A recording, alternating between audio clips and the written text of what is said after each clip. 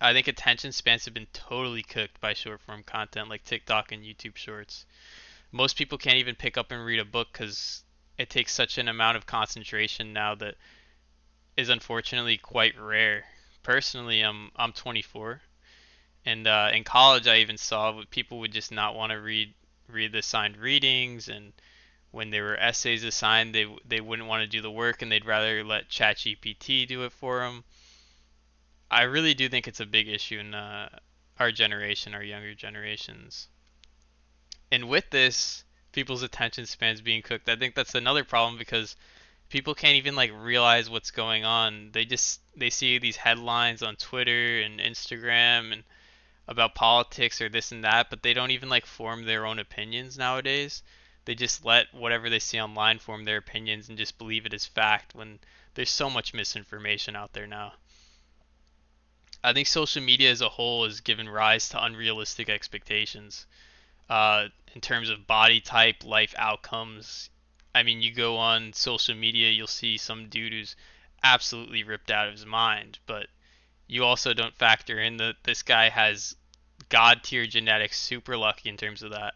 And on top of that, he's on fucking gear, on Tren, Anavar, all these steroids. But they'll never tell you that. They just want to sell you a product. So yeah, social media has totally fried people's brains where it makes people just believe that they could have these things, and in reality it's just not likely. So our generation does have a higher cost of living than any generation that came before it. If you look back at our grandparents, a lot of them were able to afford a home just on one salary and provide for kids, like having multiple kids. And nowadays, most people aren't even having kids because they can't even afford a home because everything's so expensive. And it doesn't help that college degrees that once were a sign of prestige are now just a requirement. College has gotten more expensive, and there are much less jobs that you can even get from a college degree now just because of how competitive it is. And so many jobs have gone overseas. You look at computer science grads, 4 years ago, everyone was thinking computer science is where the money's at. And now, a lot of these computer science grads are unemployed. 4 years ago they had such high hopes, and now in today's job market, a lot of these jobs have been taken over by AI or they're completely obsolete. And I think that's a big problem for our generation because a lot of us are trying, but the system in itself isn't really that helpful in the market we're in today. A lot of these job employers, you'll look on LinkedIn or Glassdoor, and it'll be an entry level job, and you'll scroll and you'll see, oh, we want 8 years of experience. Like I'm 24, I can't have 8 years of experience in finance. I would have been working at 16 in finance. Like, it's completely ridiculous. And on top of this, right? So college got more expensive, and most people don't have thousands of dollars to throw in college. So because of that, people are forced to take on debt. And college debt, even if you go bankrupt, that sticks with you, right? And because people are living paycheck to paycheck, things like credit card companies are doing very well because people can't afford to survive, so they're taking out loans at insane interest rates that they don't even understand because financial literacy is a complete joke in America because they don't teach people about how that works at all. And people are getting screwed with the plans that they take on. Of course, there's some responsibility on the individual, of course, but a lot of these salesmen are pretty sleazy people where they're just trying to make a buck, and they won't go through it to explain how they're screwing you over. I also see quite a bit of problems with certain industries being publicly traded, as you can see with certain health insurers being publicly traded. Because if you're a publicly traded company, your goal is to maximize shareholder equity, which is just the share price, right? At all costs, which means that expectations have to be beat in each quarter in each earnings report. So if we have to beat earnings by a million this year, or this quarter rather, next quarter we got to beat it by a million and 100,000, and the expectations keep getting higher and higher. So let's say I'm a health insurance company, you have to keep beating these expectations. And the only way to beat expectations year over year is you have to raise premiums for your clients, Or maybe you might have to deny medical procedures and medications or lay off potentially thousands of employees just to save on costs. So I don't see why a market where people's lives at stake are publicly traded. I don't think that makes any sense at all. So another problem in America is corruption.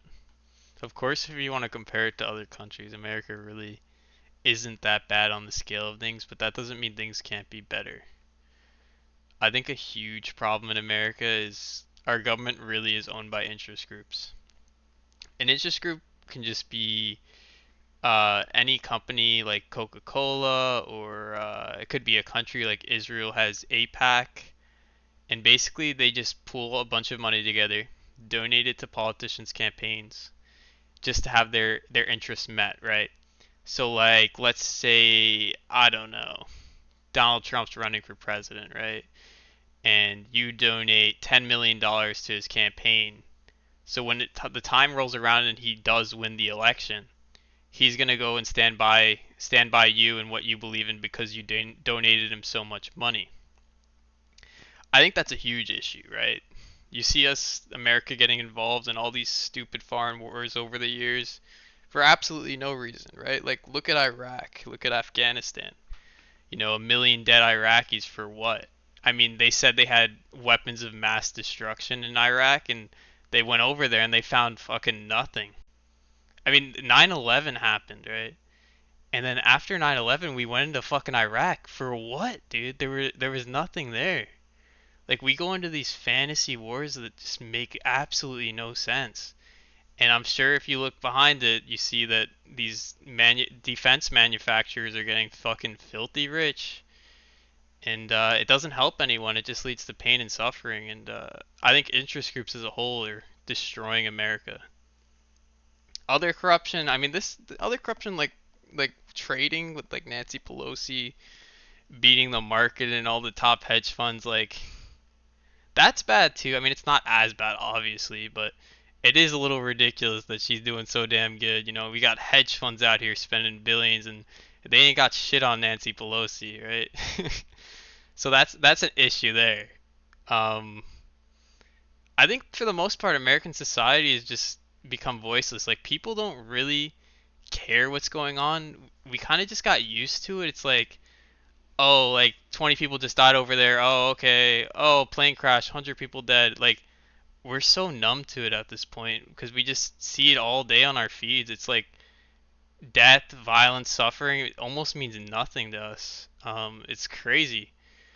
We also get like divided over such stupid issues, right? Like, people worry about like, oh, transgenders. I mean, transgenders represent like one less than 1% of the population. Like, why are we making this into issues like that we're talking about on national TV, right?